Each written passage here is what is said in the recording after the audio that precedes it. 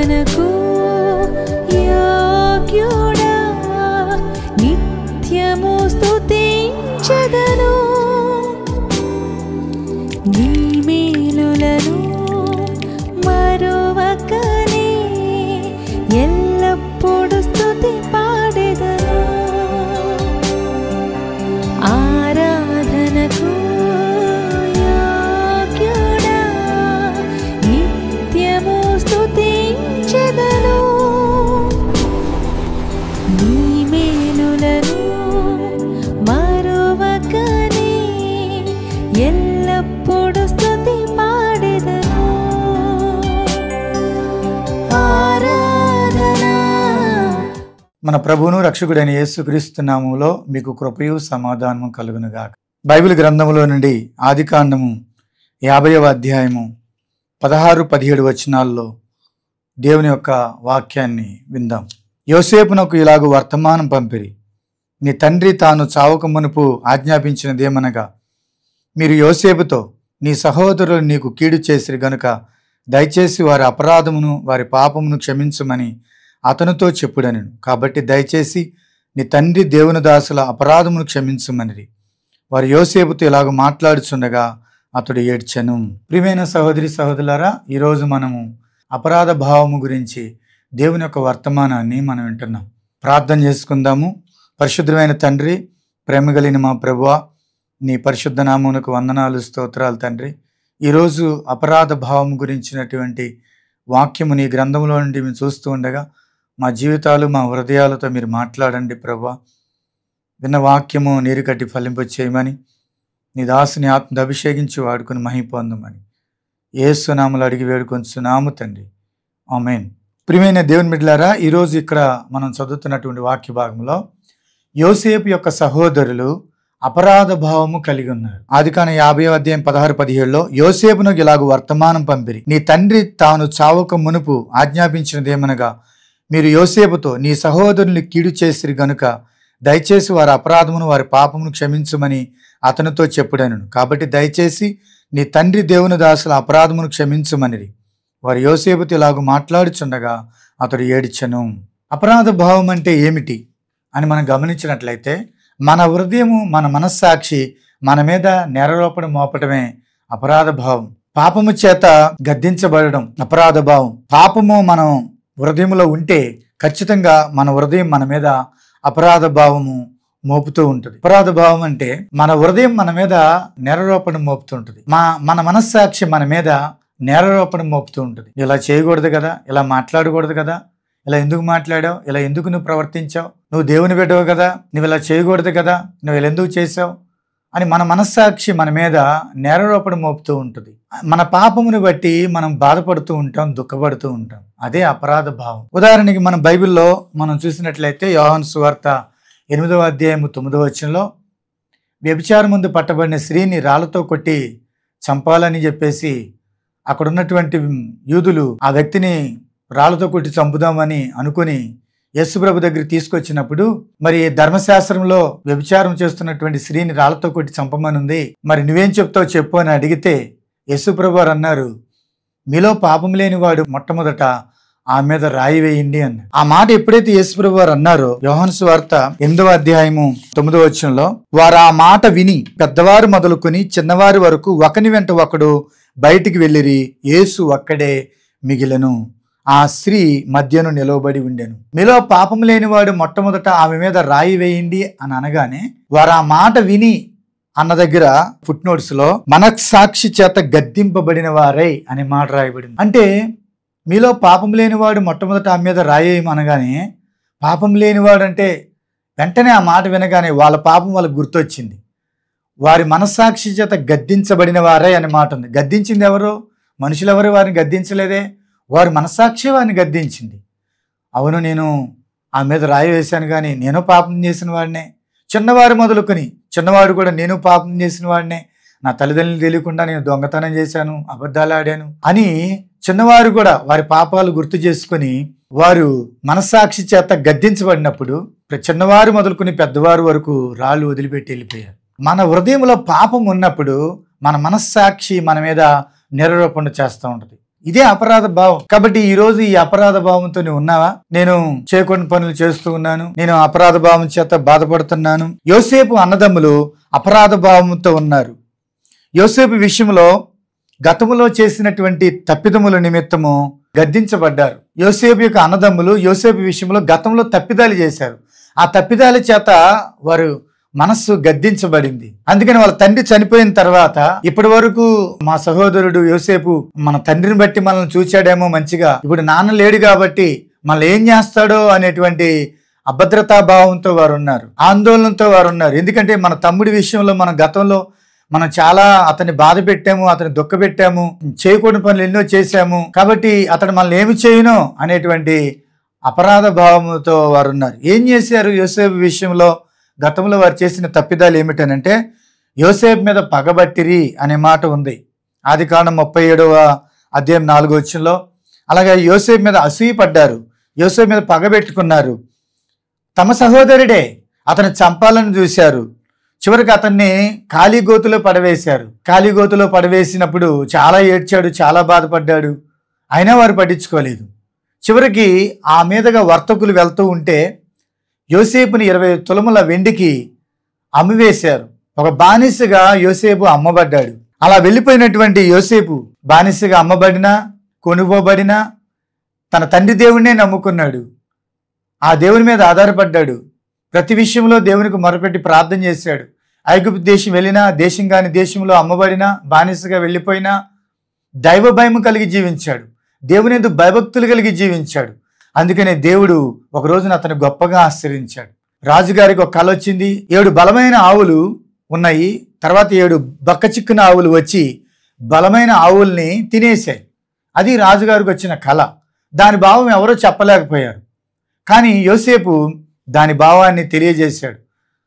ఆవు అనేది వ్యవసాయానికి గుర్తు కాబట్టి రాజుగారు 7 సంవత్సరాలు బాగా పంట పండిద్ది, మిగతా 7 సంవత్సరాలు కరువు వస్తుంది. కరువులో ఈ 7 సంవత్సరాలు పండిన ఆహారం అయిపోద్ది కాబట్టి ఇప్పుడు రాబోయే 7 సంవత్సరాలు పండే పంటను మీరు నిల్వ చేసినట్లయితే కరువులో మనం పోషించబడవచ్చు అని రాజుగారు చెప్పినప్పుడు ఆ పని నువ్వే చేయాలి, ఈ ఐగుప్తు దేశం అంతటి మీద నిన్ను అధికారిగా ఉంచుతున్నాను, నీ యొక్క అనుమతి లేకుండా ఒక్క గింజ కూడా బయటికి వెళ్ళటానికి వీల్లేదని ఐగుప్తు దేశం అంతటి మీద అధికారిగా నిలబెట్టాడు రాజుగారు. అంత మాత్రమే కాదు, యోసేపుకి వివాహం జరిగించాడు.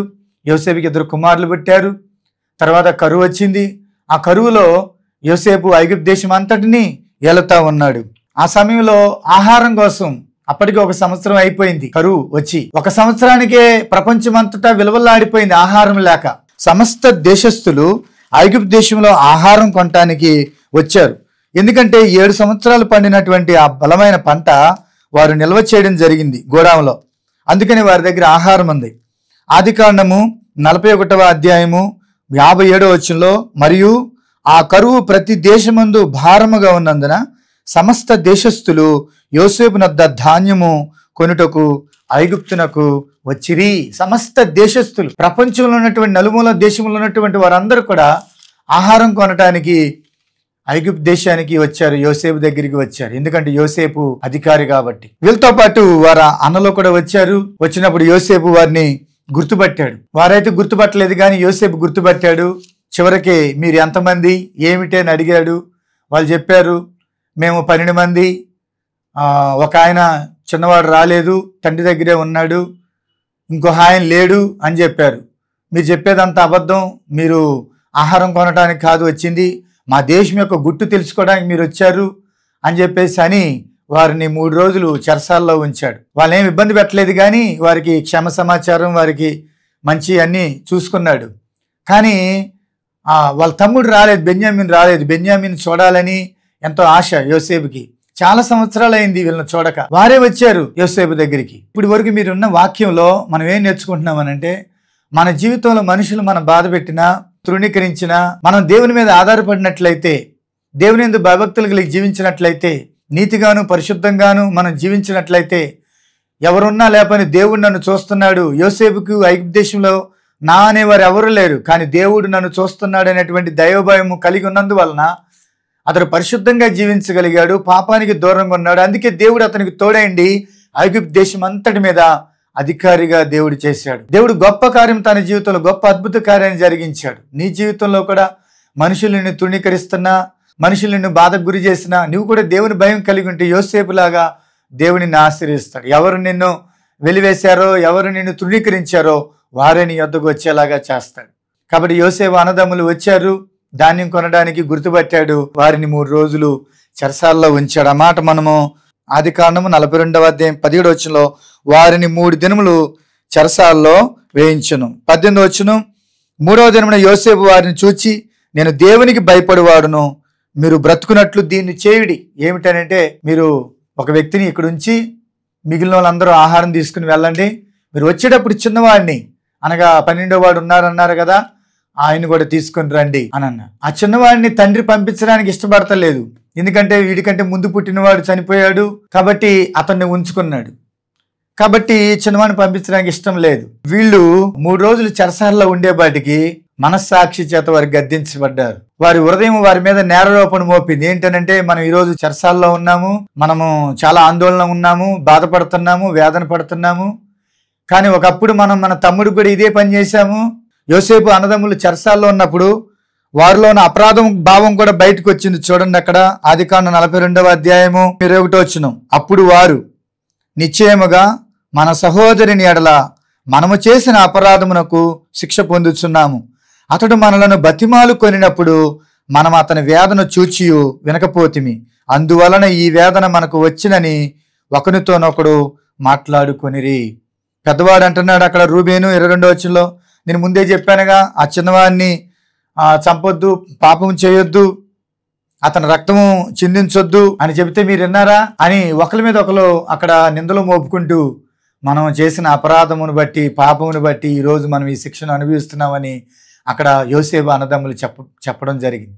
పాపం మన హృదయంలో ఉన్నప్పుడు తప్పిదాలు అనేవి మనం దేవుని పట్ల చేస్తాం, మనుషుల పట్ల చేస్తాం. పాపం అనేది దేవుని పట్లను మనుషుల పట్లను చేస్తాం. మనం చేసినటువంటి పాపం పోవాలనంటే మనం ఒప్పుకుని విడిచిపెట్టినప్పుడే పోతుంది. తప్పిపోయిన కుమారుడు ఏమన్నాడంటే, పాపం చేసిన ప్రతి మనిషి దేవుని విషయంలోనూ మనుషుల విషయంలోనూ చేస్తాడు. తప్పిపోయిన కుమారుడు ఏమన్నాడు, తండ్రి నీకు విరోధముగాను పరలోకమునకు విరోధముగాను పాపము చేసి తిని అన్నాడు. చేసే ప్రతి పాపము దేవుని ఎదుటను మనుషుల ఎదుటను చేస్తాం. కాబట్టి దేవుని ఎదుట మనుషుల ఎదుట చేసిన ప్రతి పాపాలు మనం ఒప్పుకొని విడిచిపెట్టాలి. కొన్ని విషయాలు మనుషుల దగ్గర ఒప్పుకొని పరిస్థితులు ఉన్నప్పటికీ దేవుని దగ్గర మనం ఒప్పుకొని విడిచిపెట్టాలి. మన మనస్సాక్షి మన మీద ఏ నేరారోపణ మోపుతుందో వాటన్నిటిని ఒప్పుకొని మనం విడిచిపెట్టాలి. చూడండి, ఇక్కడ అపరాధ భావం అన్నదమ్ముల్లో ఉంది. తర్వాత యోసేపు తన అన్నదమ్ములకు పరిచయం చేసుకున్నాడు, మీరు అమ్మేసిన యోసేపు నేనే, మీరు బాధపడకండి, దుఃఖపడకండి, ఇంకా కరువు కలిగిన సంవత్సరాలు ఇంకా 5 ఉన్నాయి, కాబట్టి నాన్న తీసుకొచ్చేయండి, మీరందరూ వచ్చేయండి, నేను మిమ్మల్ని పోషిస్తానన్నప్పుడు వాళ్ళందరూ వచ్చేసారు. తండ్రి కూడా వచ్చాడు, చూచారు.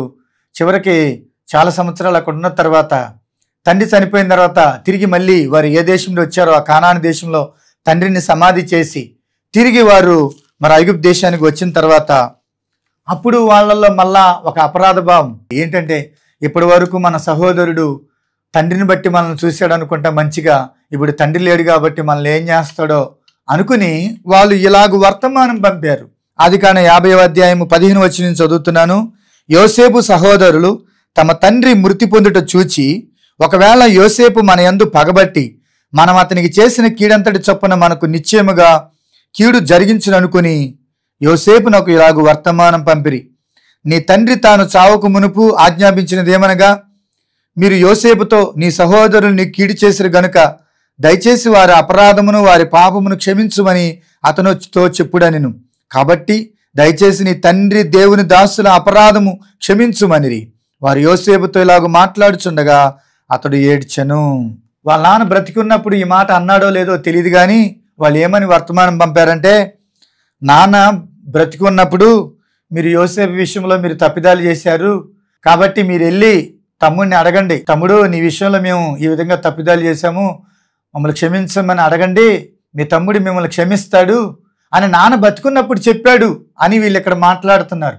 బహుశా చెప్పుండొచ్చేమో, మనకు తెలియదు. కానీ ఇక్కడ మనం చూసినట్లయితే వారు ఇలాగ వర్తమానం పంపారు. అదే గనక యోసేపు అన్నదమ్ములు ముందుగానే ఐగుప్తు దేశానికి వచ్చినప్పుడు, తమ్ముడు మరి నీ విషయంలో ఈ విధంగా తప్పిదాలు చేసాం, మమ్మల్ని క్షమించమంటే ఆ రోజు సూటిగా ఒప్పుకుంటే ఎంత బాగుండేది, అపరాధ భావం ఉండేది కాదు కదా. యోసేపు రండి అంటే వచ్చారు, మంచిగా ఉండండి అంటే ఉన్నారు, ఒక స్థలాన్ని సిద్ధపరిచాడు, ఆ స్థలంలో మీరు బ్రతకండి ఉండండి అన్నాడు, చక్కగా ఉన్నారు. కానీ ఆ పాపాన్ని వాళ్ళు యోసేపు విషయంలో చేసిన తప్పిదాలను వాళ్ళు సూటిగా వాళ్ళ సహోదరుడి ముందు ఒప్పుకోలేదు. ఆల్రెడీ వాళ్ళు ఒప్పుకోకపోయినా యోసేపు క్షమించాడు. కానీ ఎందుకో మరలా అపరాధ భావము వాళ్ళ చేత వాళ్ళు ఆందోళన చెందారు. చివరికి యోసేపు ఏమన్నాడంటే, మీరు దాని విషయంలో బాధపడొద్దు, నేను మిమ్మల్ని క్షమించాను అన్నాడు. చూడండి అక్కడ ఆదికాండం 50వ అధ్యాయం 21వ వచనం. కాబట్టి భయపడకుడి, నేను మిమ్మును మీ పిల్లలను పోషించదనని చెప్పి వారిని ఆదరించి వారితో ప్రీతిగా మాట్లాడాను.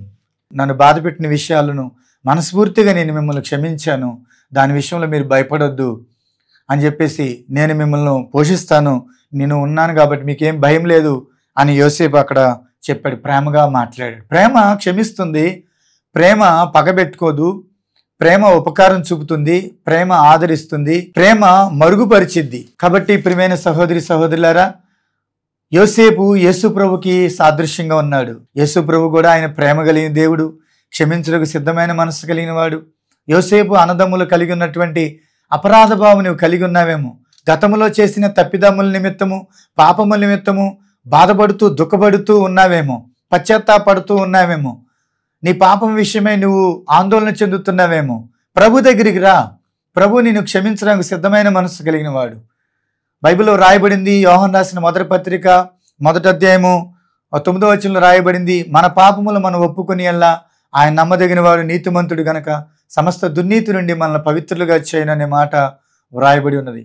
కాబట్టి ప్రభు దగ్గరికి వస్తే నీ పాపలు ఒప్పుకుని విడిచిపెడితే ప్రభు క్షమిస్తాడు. రెండోది మనం గమనించినట్లయితే, పాపము ఎప్పుడు కూడా నిన్ను అపరాధ భావముతో ఉంచుతుంది, నీ మనస్సును నెమ్మది లేకుండా చేస్తుంది, నీ మీద పదే పదే నేరారోపణ చేస్తుంది, నిన్ను భయంతోనూ ఆందోళనతోనూ నింపుతుంది. అందుకనే పాపము జోలికి పోవద్దు, పాపము నీలో ఉంటే పాపములో నిలిచి ఉండొద్దు, పాపమును విడిచిపెట్టు. పాపము కలిగి ఉన్నటువంటి వ్యక్తి యొక్క హృదయం ఎప్పుడు కూడా అపరాధ భావముతో నిండి ఉంటుంది. అపరాధ భావముతో ఉన్నటువంటి వ్యక్తి దేవుణ్ణి ఎంత మాత్రము సమీపించలేడు. అపరాధ భావముతో ఉన్న వ్యక్తి దేవుణ్ణి ధైర్యంగా సమీపించలేడు. ఉదాహరణకి మనం ఆదికాండము 3వ అధ్యాయము 8వ వచనంలో చూసినట్లయితే, చల్లపూటను ఆదాము అతని భార్యయు తోటలో సంచరించుచున్న దేవుడైన యెహోవా స్వరం విని దేవుడైన యెహోవా ఎదుటికి రాకుండా తోట చెట్ల మధ్యను దాగుకొనగా. ఆదామవ్వలు దేవుని దగ్గరికి రాలేకపోయారు. ఇటువరకు ప్రతిరోజు దేవుడు చల్లటి పూట ఆదామవ్వలు చూడటానికి వచ్చినప్పుడు దేవుని దగ్గరికి వాళ్ళు పరిగెత్తుకుంటూ వచ్చేవాళ్ళు. కానీ ఈరోజు దేవుడు పిలుస్తూ ఉంటే వారు యెహోవా ఎదుటికి రావట్లేదు. ఎందుకని? దేవుడు ఈ చెట్టు ఫలం తినొద్దన్నాడు, మనం తిన్నాము, మనం తప్పు చేశాము, మనం పాపం చేశాము, ఈరోజు దేవుడు వచ్చి మనం పిలుస్తున్నాడు. వాళ్ళలో భయము, వాళ్ళలో ఆందోళన, దేవుని దగ్గర రాలేకపోయారు. వాళ్ళు యెహోవా ఎదుటికి రాకుండా తోట చెట్ల మధ్యన దాక్కున్నారు. చూడండి, అపరాధ భావము అంటే పాపం మనలో ఉన్నప్పుడు ఆ పాపమును బట్టి మన హృదయం మన మీద నేరారోపణ మోపుతుంది, మన మనస్సాక్షి మనల్ని గద్దిస్తూ ఉంటుంది. దాన్ని బట్టి మనం ధైర్యంగా దేవుని ఎదుర్కొనలేం. వారు దేవుని దగ్గర రాలేకపోయారు. ప్రియమైన దేవుని బిడ్డలారా, సహోదరి సహోదరులారా, పాపాన్ని మనం కలిగి ఉంటే పరలోకాన్ని ఎలా సమీపించగలం? పాపమును మనం కలిగి ఉంటే దేవుని ఎలా మనం సమీపించగలం? పాపం ఎంత భయంకరమైంది ప్రియమైన సహోదరి సహోదరుడు. కాబట్టి పాపము కలిగి ఉన్న వ్యక్తి దేవుని సమీపించలేడు. కాబట్టి ఆదాము దేవుని సమీపించలేదు, ఒకటి. రెండోది, ఆదామా నువ్వు ఎక్కడ ఉన్నావని అడిగాడు. 3వ అధ్యాయము 9వ వచనం. దేవుడైన యెహోవా ఆదామును పిలిచి, నువ్వు ఎక్కడ ఉన్నావని, ఎక్కడ ఉన్నావు? ఈ మాట మనం ఆలోచించాలి. ఆదామా నువ్వు ఎక్కడున్నావు? ఈరోజు దేవుడు నిన్ను అడుగుతున్నాడు, నువ్వు ఎక్కడున్నావు? నీ నైతిక విలువల విషయంలో ఎక్కడ ఉన్నావు? నీ ఆత్మీయ జీవితంలో నువ్వు ఎక్కడున్నావు? నీ ఆత్మీయ జీవితంలో, ఆధ్యాత్మిక జీవితంలో, దేవుని అడుగుజాల్లో నడిచే విషయంలో, దేవుని వాక్య ప్రమాణ విషయంలో నువ్వు ఎక్కడ ఉన్నావు? ఒకసారి ఆలోచించు. ప్రభు చెప్పినట్టుగా బ్రతుకుతున్నావా లేదా? అలా బ్రతకకపోతే ఏదో ఒక రోజు నీ పాపం నిన్ను పట్టుకుంటుంది, నీ మీద నేరారోపణ మోపుతుంది. దేవుని సమీపించకుండా, ఆయన రాకుండా మనం ఎత్తబడకుండా పాపము మనలను దూరం చేస్తుంది దేవుని నుండి. ఆదామా నీవు ఎక్కడ ఉన్నావు అని అడిగితే ఆదాము ఏమన్నాడంటే 3వ అధ్యాయము 10వ వచనం. అందుకు అతడు, నేను తోటలో నీ స్వరం వినినప్పుడు దిగంబరుగా ఉంటిని గనుక భయపడి దాగుకొంటినెను. చూడండి, పాపము ఒకటి దేవుని ఎదుటికి రాకుండా చేసింది, రెండోది దిగంబరుడిగా చేసేసింది. దిగంబరుడిగా అంటే ఏమీ లేదు. తప్పిపోయిన కుమారుడు చూడండి, తండ్రి మాట వినకుండా లోకాన్ని ప్రేమించి లోకాన్ని చూచి సమస్తాన్ని పోగొట్టుకున్నాడు. పాపము నిన్ను దిగంబరునిగా చేసేస్తుంది, ఏమీ లేకుండా చేస్తుంది. పాపం మొదట నీ కోరిక తీర్చిద్ది, తర్వాత తన కోరికని తీర్చుకుంటది. కాబట్టి ప్రియమైన సహోదరుడు సహోదరి, తినకూడని తింటున్నావా, తాగకూడని తాగుతున్నావా, చేయకూడని పనులు చేస్తున్నావా, అది పాపము.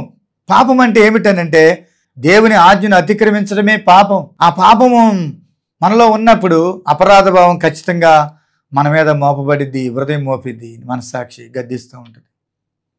కాబట్టి అసలు నువ్వు దిగంబరుడు అని నీకు తెలిపిన వాడు ఎవడో అని అడిగాడు దేవుడు. అక్కడ అడిగితే ఆ మాట చెప్పలా, వాడి పేరు చెప్పలా, అపవాది గురించి చెప్పలా, అదిగో పలానా అపవాది అని చెప్పలా.